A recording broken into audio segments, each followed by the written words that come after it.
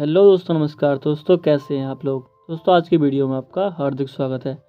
दोस्तों आज की वीडियो में हम बात करेंगे सामान्य हिंदी से संबंधित महत्वपूर्ण प्रश्न के बारे में, जो कि यूपीपी एग्ज़ाम में पूछे भी जा सकते हैं और पूछे भी जा चुके हैं कई सारे एग्जामों में। तो देर न करते हुए आज का पहला प्रश्न देखते हैं कि हिंदी किस भाषा परिवार की भाषा है। दोस्तों हिंदी किस भाषा परिवार की भाषा है, तो ये आपके भारोपिया परिवार की भाषा है। उसके बाद देखते हैं प्रश्न नंबर 2 कि भारत में सबसे अधिक बोली जाने वाली भाषा कौन सी है। तो भारत में सबसे अधिक जो बोली जाने वाली भाषा है वो है हिंदी। हिंदी सबसे ज़्यादा बोली जाने वाली भाषा है। उसके बाद देखते हैं हम प्रश्न नंबर 3 है कि हिंदी भाषा का जन्म हुआ है। तो हिंदी भाषा का जन्म कहाँ से हुआ है, ये अपभ्रंश से हुआ है, यानी कि अपभ्रंश काल से हिंदी भाषा का जन्म हुआ है। प्रश्न नंबर 4 देखते हैं कि निम्न में से कौन सी बोली अथवा भाषा हिंदी के अंतर्गत नहीं आती है।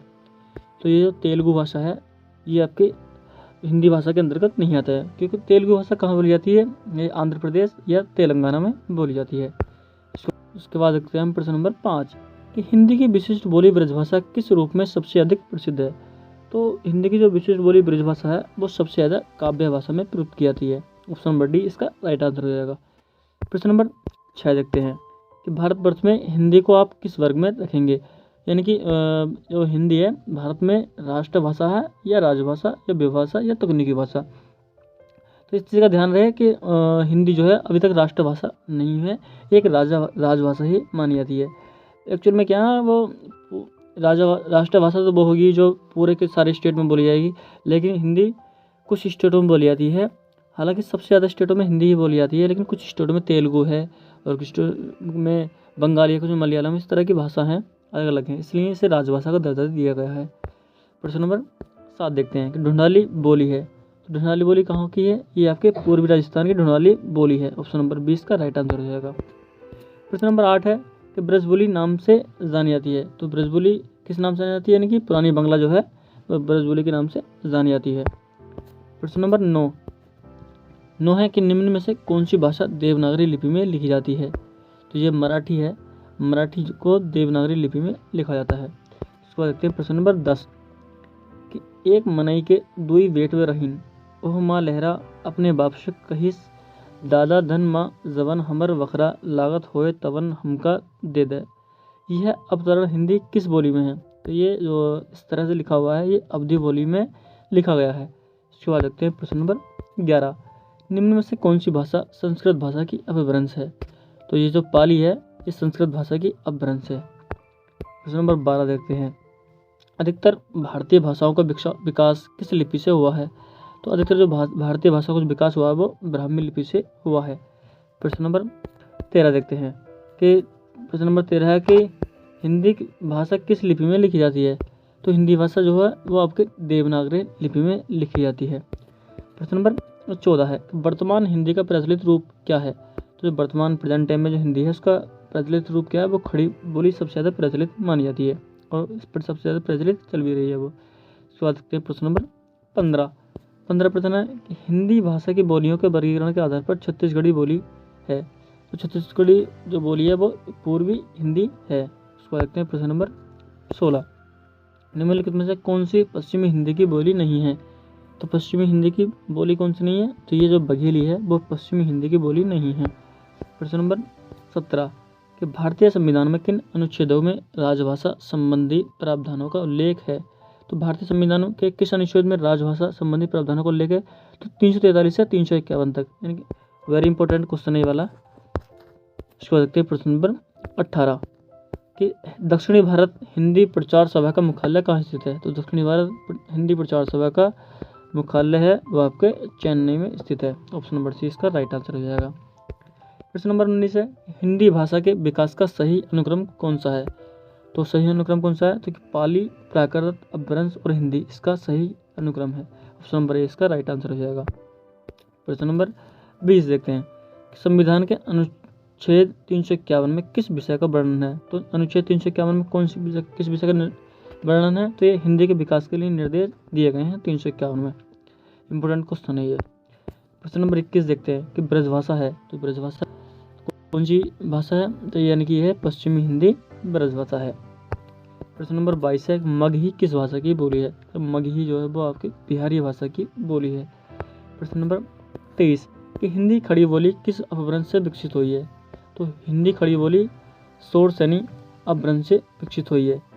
प्रश्न नंबर 24 भाषा के आधार पर भारतीय राज्यों की पुनः संरचना की गई थी।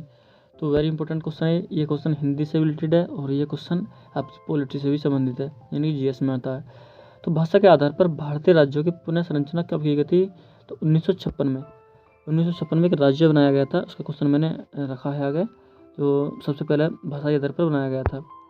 प्रश्न नंबर 25 है कि देखो भाषा के आधार पर सर्वप्रथम किस राज्य का गठन हुआ था? तो ये आंध्र प्रदेश का गठन हुआ था भाषा के आधार पर। कब? 1956 में इसका आंध्र प्रदेश में गठन हुआ था। तो इससे कई सारे क्वेश्चन बनते हैं कि ये जो है किसके एक धरना हुआ था। तो धरने में एक व्यक्ति थे जिनका नाम था श्री रामुलु, यानी कि जो रामुलु थे वो एक भूख हड़ताल पर बैठ गए थे और उनके भूख से 56वें दिन उनकी मृत्यु हो गई थी। उनकी मृत्यु होने की वजह से वहाँ पर धरना प्रदर्शन ज़्यादा हो गया था। तो धरना प्रदर्शन ज़्यादा होने की वजह से यानी कि जो आपका 1956 है उसमें भाषा के आधार पर सबसे पहले आंध्र प्रदेश का गठन किया गया था। प्रश्न नंबर 26 देखते हैं। अच्छा दोस्तों, ये जो आंध्र प्रदेश का गठन किया गया है ये किस समिति के सिफारिश पर किया गया है? तो इसका जवाब आपको कमेंट बॉक्स में देना है। प्रश्न नंबर 26 देखते हैं कि बघेली बोली का संबंध किस उपभाषा है? तो बघेली बोली का संबंध किस उपभाषा से है? तो ये आपकी पूर्वी हिंदी से संबंधित है। प्रश्न नंबर 27 कि किस तिथि को हिंदी को राजभाषा बनाने का निर्णय लिया गया था? तो वेरी इंपॉर्टेंट क्वेश्चन है ये कि किस तारीख को हिंदी को राजभाषा का बना दिया गया था? तो 14 सितंबर 1949 को यानी कि राजभाषा बना दिया गया था। इसलिए 14 सितंबर को हिंदी दिवस भी मनाते हैं। 14 सितंबर को हिंदी दिवस मनाते हैं।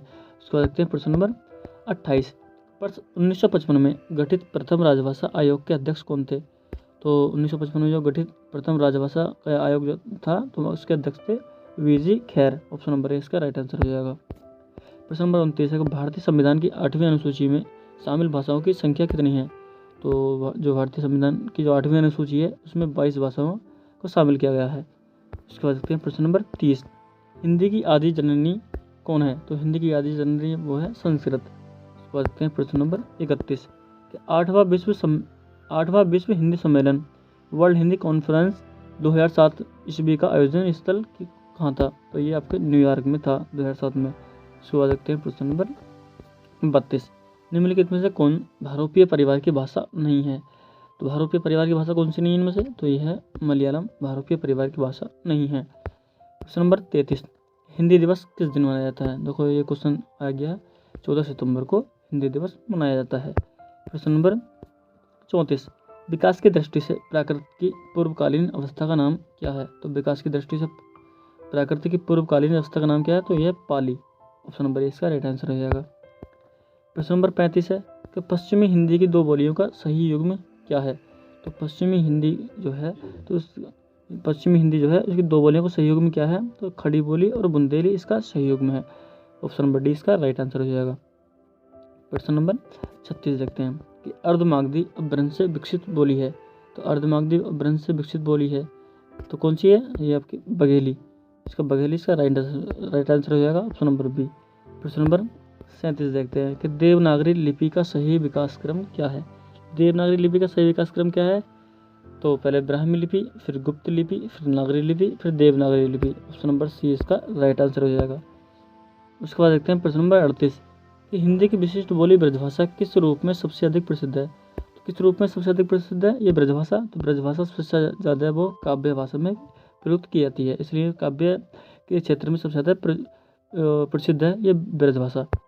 प्रश्न नंबर 29 देखते हैं 39 कि भारतवर्ष में हिंदी को आप किस वर्ग में रखेंगे? तो अभी मैंने बताया था कि भारतवर्ष में हिंदी को आप राजभाषा ही मानेंगे, राष्ट्रभाषा हिंदी नहीं हो सकती अभी। उसके बाद देखते हैं प्रश्न नंबर 40 आखिरी क्वेश्चन है कि ढूंढाली बोली है। तो ढूंढाली बोली कहाँ की है? तो ढूंढाली बोली दोस्तों ये पूर्वी राजस्थान की है, यानी कि ऑप्शन नंबर 20 का राइट आंसर हो जाएगा। दोस्तों अगर वीडियो पर नए हैं तो वीडियो को लाइक करें, चैनल को जरूर सब्सक्राइब करें, क्योंकि मैं ऐसे से रिलेटेड सारी वीडियोस जीके की, जीएस की और हिंदी की बहुत सारी वीडियोस अपने चैनल पर अपलोड करता रहता हूँ और आगे भी करता रहूँगा। धन्यवाद।